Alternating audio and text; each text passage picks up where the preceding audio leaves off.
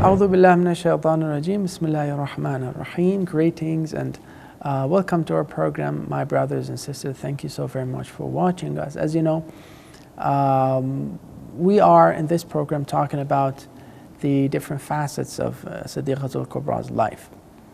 We are going to kind of understand and analyze step by step the qualities of the life that we have in the history about the Fatima, peace be upon her. Now, as believers, especially as women, when we take a look at these kind of historical narrations about the life of Fatima Zahra, we get very surprised because we have heard so much about Fatima Zahra, but we actually don't know in detail and elaborated what has been really happening in her life, what kind of person she has been. So there's a long way for us to increase our knowledge about her. I think one very good way to know a woman, a married woman, to know how she had behaved inside of the marriage is to ask the husband. Now, we go to the history and to the traditional narrations by the Ahlul Bayt, by the Amir al-Mu'mineen, peace be upon him, that Amir al-Mu'mineen describes Fatima Zahra. And this is a very good opportunity for us to stay, think on it, and contemplate on it. Amir al-Mu'mineen says about Fatima Zahra that she never made me angry, first. Second, she never disobeyed me in any command, in anything that I said. She never did that. But on the other way, whenever I had sorrow, whenever I was sad, whenever I was distressed, I had a lot of stress, I had a lot of things in my mind, and I was not relaxed. Whenever I caught a glimpse of her, all of that sadness and all of that problem in my mind went away. And how interesting is it? How good a wife can be. See, she never got me angry, never in a lifetime. How can that be possible, really? It makes you really surprised. How can it be possible that a woman never makes her husband angry? Second, whatever I told her, she did. And the last part, whenever I saw her, every stress and every sadness from my heart would go away. To analyze this and to understand this, we need a kind of element in this department to understand it fully. What is the meaning of this when Amir al-Mu'mineen says that when I looked at her, I would become so happy, so flourished, so rejuvenated? What does it mean? It means that the behavior of the Fatima Zahra inside the house as a wife, the behavior of her inside the marriage, has been so much satisfactory. Consider for yourself and picture it for yourself. What kind of a woman can have this effect on a man? And especially we're talking about Amir al-Mu'mineen, which is the legatee of the Prophet, Wasiyu Rasulullah Rabbil Alameen, which is the person that is Imam, and is not a simple person like us. We have different matters in our lives and affairs going on. We have our problems and difficulties, but thinking about Amir al-Mu'mineen, it is 1,000-fold more. Very much more, because he is Imam. He is the person that is kind of managing the world with all of its created things, all of the things that God has created, not just humans, animals, whatever, everything.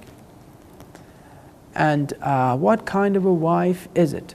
I chose this report from Amir al-Mu'mineen. It is a short report, but it tells us, and it draws the whole picture for us.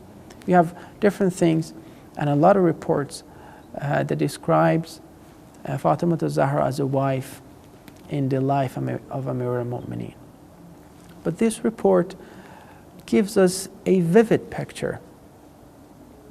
A wife that has never disobeyed means how important it is to obey the husband. A wife that has never made the husband angry. How important is it to be kind? And a wife that would wash away all of the worries in the heart of Amir al-Mu'mineen. May God help us understand and be more knowledgeable about Fatima Zahra and make us closer and closer to her as we make our lives more beautiful by putting her our example. Thank you so very much. Goodbye.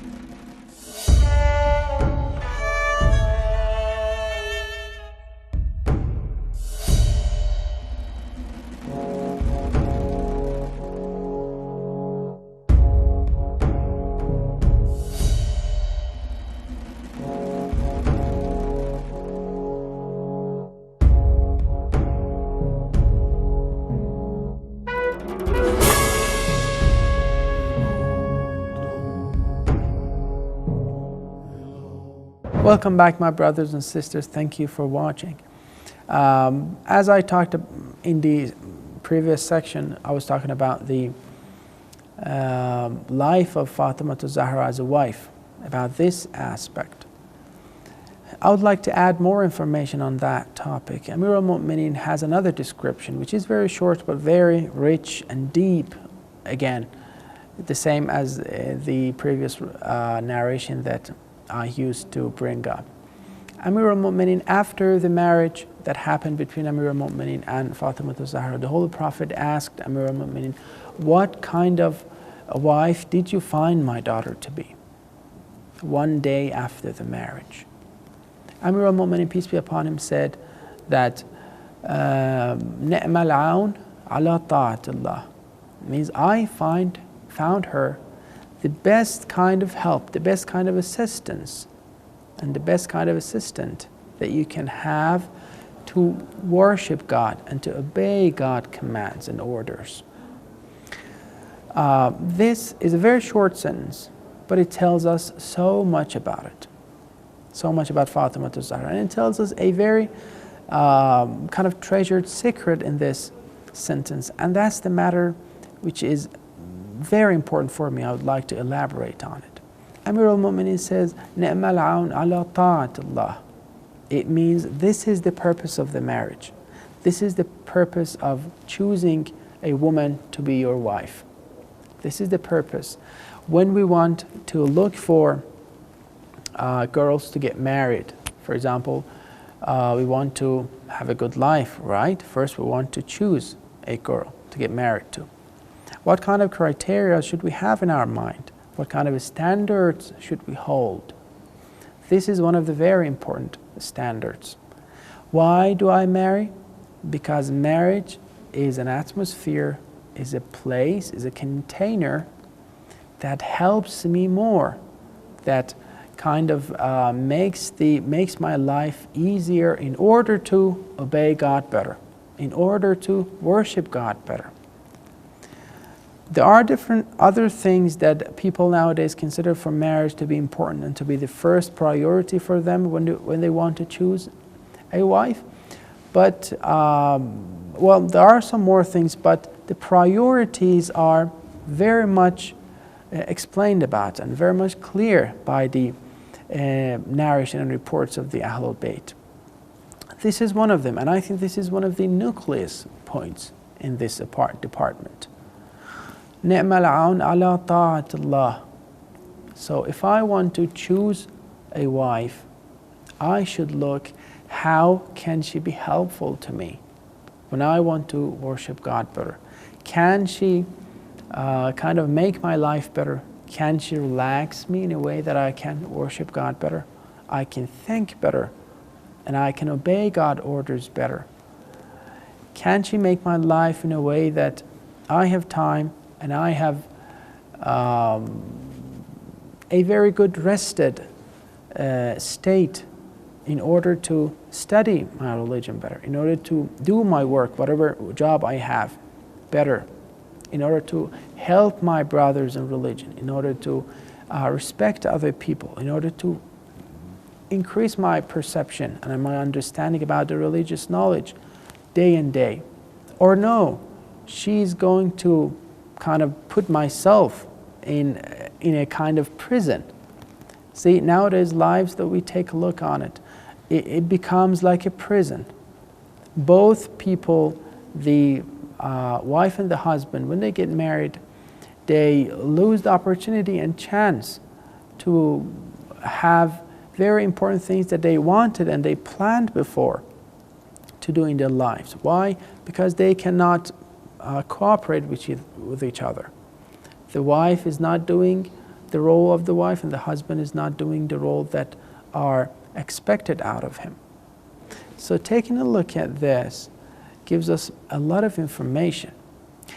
And second thing about the aspect of Fatima Zahra that is regarding her being a wife, focusing and paying attention to the house affairs, to the house chores, to the jobs that are needed to be done inside the house. As I talked about before, Fatima Zahra did a lot of house chores until she got bruises in her body. How important are they? And how elevating are they when we think about them and when we analyze them in terms of the relationship between the wife and the husband. Thank you very much. Goodbye.